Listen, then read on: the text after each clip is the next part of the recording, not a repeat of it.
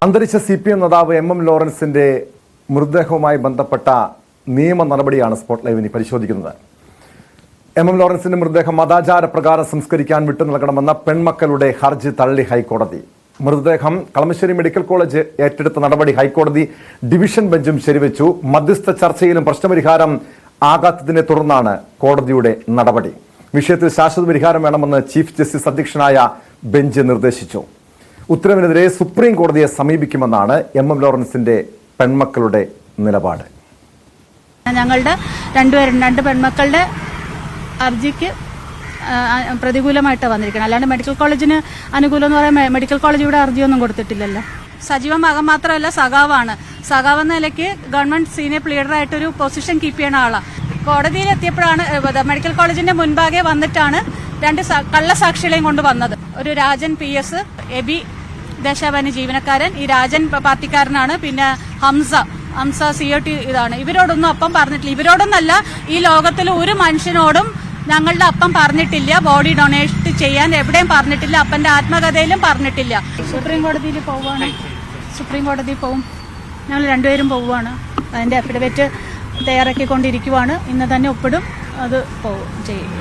അന്ന് അപ്പച്ചൻ പള്ളിയിൽ അടക്കണം എന്ന് പറഞ്ഞു. അപ്പം ഞാൻ പറഞ്ഞു, അങ്ങനെയാണെങ്കിൽ ഇത് ആരോടെങ്കിലും പറയണം, ഇല്ലെങ്കിൽ ഞാനിപ്പോൾ തന്നെ റെക്കോർഡ് ചെയ്യാൻ പോവാണെന്ന് പറഞ്ഞ് രണ്ടാമത് ഞാൻ ചോദിക്കാൻ പോകണമെന്ന് പറഞ്ഞുകൊണ്ട് ഞാൻ ഫോണിൽ റെക്കോർഡ് ചെയ്തു. അപ്പോൾ വീണ്ടും ഞാൻ ചോദിച്ചു, അപ്പച്ചനെ പള്ളിയിൽ അടക്കണം, മരണശേഷം നോക്കിയപ്പോൾ പള്ളിയിൽ അടക്കണം എന്ന് രണ്ടാമതും പറഞ്ഞു. പക്ഷെ ഞാൻ ആ ഫോൺ മാറ്റി. 2 വർഷം കൂടുതലായിപ്പോൾ ആ ഫോൺ ചേഞ്ച് ചെയ്തു. അതിലിപ്പോൾ മെസ്സേജ് ഇല്ല. സെപ്റ്റംബർ 21-നാണ് MM ലോറൻസിന്റെ മരണം സംഭവിക്കുന്നത്. മൃതശരീരം നിലവിൽ കളമശ്ശേരി മെഡിക്കൽ കോളേജിൽ എംബാം ചെയ്ത് സൂക്ഷിച്ചിരിക്കുകയാണ്. വിശദാംശങ്ങളുമായി കൊച്ചിയിൽ നിന്ന് നവമി ദിനേശ് ചേരുന്നുണ്ട്. നവമി, കഴിഞ്ഞ 3 മാസത്തോളമായി ഒരു രാഷ്ട്രീയ നേതാവിനോട് കാണിക്കുന്ന അനാദരവ്, അദ്ദേഹത്തിന്റെ മൃതദേഹത്തോട് കാണിക്കുന്ന അനാദരവ് അതിപ്പോഴും തുടരുന്നു. നിയമ പോരാട്ടം നടക്കുന്നു. ഹൈക്കോടതി ഡിവിഷൻ ബെഞ്ചും സിംഗിൾ ബെഞ്ചിന്റെ ഉത്തരവ് ശരിവെക്കുന്നു. ഈ പെൺമക്കളുടെ നിലപാട് ഈ വിഷയത്തിൽ എന്താണ്? സുപ്രീം കോടതിയെ സമീപിക്കുകയാണോ?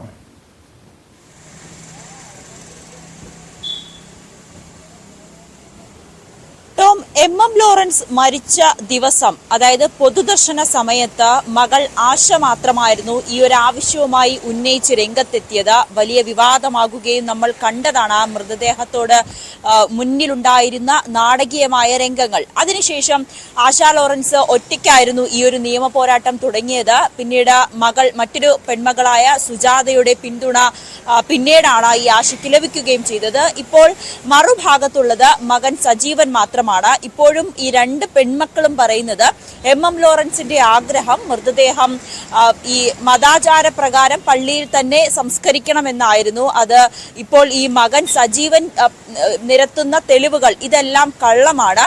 ചില സാക്ഷികൾ ഉണ്ടെന്ന് പറയുന്നത് ഇവരെല്ലാം പാർട്ടിയുടെ അനുഭാവികളാണ്. അവരെ എങ്ങനെയാണ് വിശ്വാസത്തിലെടുക്കുക? ഞങ്ങൾ പെൺമക്കൾ 2 പേരും ഇത് തന്നെ ആവർത്തിക്കുന്ന സാഹചര്യത്തിൽ എങ്ങനെയാണ് ഈ ഉത്തരവ് ശരിയാകുന്നതെന്ന് കൂടി ഈ പെൺമക്കൾ ചോദിക്കുന്ന സാഹചര്യമാണ്.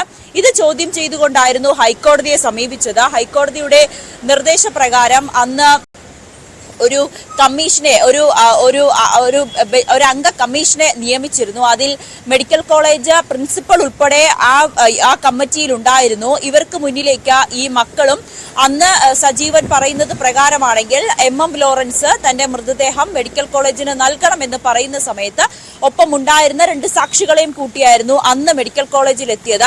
അപ്പോഴും ആശാ ലോറൻസ് പറയുന്നത് ഇവർക്കൊപ്പം എത്തിയത് പാർട്ടി പ്രവർത്തകരാണ്, അവരുടെ മൊഴി എങ്ങനെയാണ് വിശ്വാസത്തിലെടുക്കുക എന്നതായിരുന്നു. അനാട്ടമി ആക്ട് പ്രകാരം ഇങ്ങനെ ഒരു ആവശ്യം ഈ മരണപ്പെടുന്നതിന് മുൻപ് വ്യക്തി ഉന്നയിച്ചു കഴിഞ്ഞാൽ ആ ബന്ധുക്കളോ അല്ലെങ്കിൽ ബന്ധുക്കളെ കൂടാതെ മറ്റ് 2 പേരും കൂടി മറ്റൊരാളെങ്കിലും ഇത് കേട്ടിട്ടുണ്ടെങ്കിൽ ആ മൃതദേഹം അയാളുടെ ആഗ്രഹപ്രകാരം മെഡിക്കൽ കോളേജിന് തന്നെ വൈദ്യപഠനത്തിനായി വിട്ടു നൽകാനാണ് അനാട്ടമി ആക്ട് പ്രകാരം പറയുന്നത്. പക്ഷേ ഈ സജീവൻ 2 പേരെയും കൂട്ടിയായിരുന്നു അന്ന് മെഡിക്കൽ കോളേജ് പ്രിൻസിപ്പലിന്റെ മുന്നിൽ എത്തുകയും ഇക്കാര്യങ്ങൾ പറയുകയും ചെയ്തത്. ഇതിന്റെ അടിസ്ഥാനത്തിലാണ് കോടതിയിൽ ഒരു റിപ്പോർട്ട് നൽകിയത്, മൃതദേഹം മെഡിക്കൽ കോളേജിന് തന്നെ നൽകുക എന്നത്.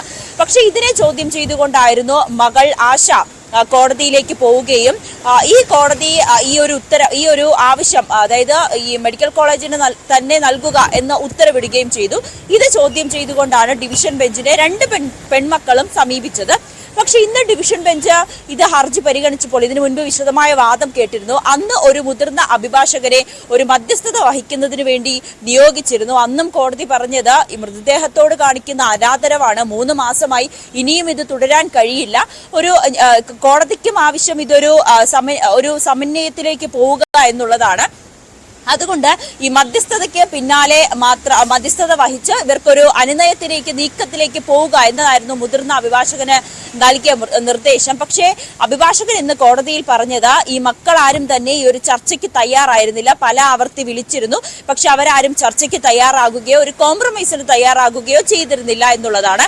ഇതിന്റെ അടിസ്ഥാനത്തിലാണ് ഇനിയും ഇക്കാര്യം നീട്ടിക്കൊണ്ടു പോകാൻ കഴിയില്ല, മൃതദേഹത്തോടുള്ള അനാദരവാണ്, എത്രയും വേഗം ഇതിനൊരു പരിഹാരം, ശാശ്വതമായിട്ടുള്ള പരിഹാരം ഉണ്ടാകണം.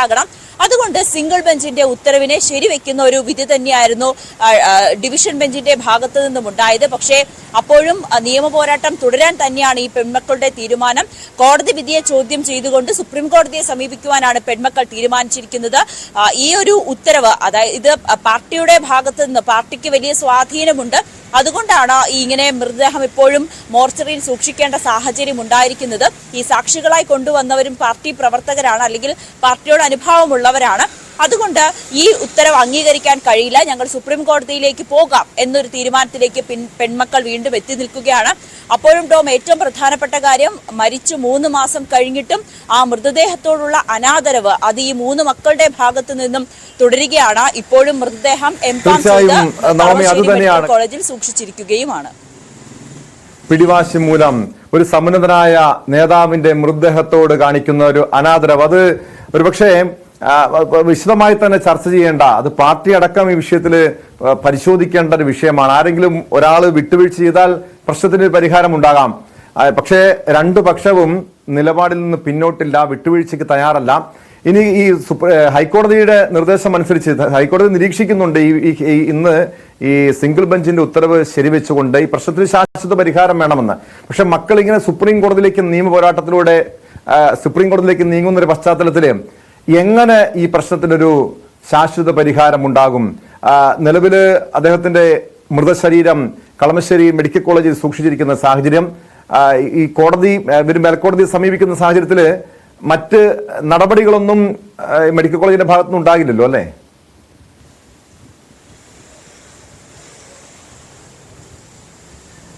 ടോം, ഈ കോടതിയുടെ ഒരു അന്തിമമായിട്ടുള്ള തീരുമാനം ഉണ്ടാകാതെ ഈ മൃതദേഹത്തിൽ ഒന്നും തന്നെ ചെയ്യാൻ, അല്ലെങ്കിൽ പഠനത്തിന് വിട്ടുകൊടുക്കാൻ നൽകാത്തൊരു സാഹചര്യമാണ് ഇപ്പോൾ നിലവിലുള്ളത്. ഈ ഹൈക്കോടതിയുടെ ഉത്തരവ് വന്ന ശേഷം ഈ കോളേജിന് ഏറ്റെടുക്കാം എന്നൊരു തീരുമാനത്തിലായിരുന്നു. പക്ഷേ കുടുംബം സുപ്രീം കോടതിയെ സമീപിക്കുന്ന സാഹചര്യത്തിൽ വീണ്ടും ആ മൃതദേഹം മോർച്ചറിയിൽ തന്നെ സൂക്ഷിക്കേണ്ട സാഹചര്യമാണ്. പക്ഷേ അപ്പോഴും നേരത്തെ സൂചിപ്പിച്ചതുപോലെ തന്നെ ആ മക്കളുടെ ഈ ഒരു പിടിവാശിയിൽ ഇത്രയും ഉന്നതനായിട്ടുള്ള മുതിർന്ന CPM നേതാവിന്റെ മൃതദേഹം ആ മോർച്ചറിയിൽ തന്നെയാണെന്ന് പറയുമ്പോൾ തന്നെ ഏറെ വേദനിപ്പിക്കുന്ന ഒന്നുകൂടിയാണ്. എന്തായാലും ഈ ആഴ്ച തന്നെ സുപ്രീം കോടതിയെ സമീപിക്കാനാണ് ഇവരുടെ അഭിഭാഷകൻ ന്യൂസ് 18നോട് രാവിലെ പറഞ്ഞത്. ഈ വിധി വന്നതിന് ശേഷം ന്യൂസ് 18നോട് ഈ അഭിഭാഷകൻ പ്രതികരിക്കുന്ന സാഹചര്യം ഉണ്ടായി. അദ്ദേഹം പറയുന്നത് ഈ ആഴ്ച തന്നെ ഈ ഒരു വിധി, ഹൈക്കോടതിയുടെ ഈ വിധി ഞങ്ങൾ പ്രതീക്ഷിച്ചതാണ്, അതുകൊണ്ട് സുപ്രീം കോടതിയിലേക്ക് പോകുന്നതിന് വേണ്ടിയിട്ടുള്ള തയ്യാറെടുപ്പുകളൊക്കെ നടത്തിക്കഴിഞ്ഞു, ഒരാഴ്ചയ്ക്കുള്ളിൽ തന്നെ, ഈ ആഴ്ചയിൽ തന്നെ സുപ്രീം കോടതിയെ സമീപിക്കുമെന്നാണ്. അങ്ങനെയാണെങ്കിൽ വീണ്ടും സുപ്രീം കോടതിയുടെ വിധി വരാൻ കൂടി കാത്തിരിക്കേണ്ടി വരും. സുപ്രീം കോടതി എന്താണോ പറയുന്നത്, ഇപ്പോൾ മൃതദേഹം ഈ മെഡിക്കൽ കോളേജിന് തന്നെ നൽകട്ടെ എന്നൊരു തീരുമാനമാണ് സുപ്രീം കോടതിയുടെ ഭാഗത്തു നിന്നും ഉണ്ടാകുന്നതെങ്കിൽ ഈ 2 പെൺമക്കൾക്കും അത് എന്തായാലും അതിൽ കൂടി സമ്മതിച്ചേ മതിയാകൂ. പക്ഷേ മൃതദേഹം മതാചാര പ്രകാരം വിട്ടു നൽകാനാണ് തീരുമാനമെങ്കിൽ സജീവന്റെ ആവശ്യം അവിടെ നിരാകരിക്കപ്പെടും. അപ്പോഴും ഇന്ന് കോടതിയിൽ നൽകിയ അപ്പീലിൽ ഈ പെൺമക്കൾ പറയുന്നത് കുടുംബത്തിലെ ചടങ്ങുകളെല്ലാം, ഈ ജനന മരണ മറ്റ് വിവാഹ ചടങ്ങുകളെല്ലാം പള്ളിയിലാണ് നടക്കുന്നത്.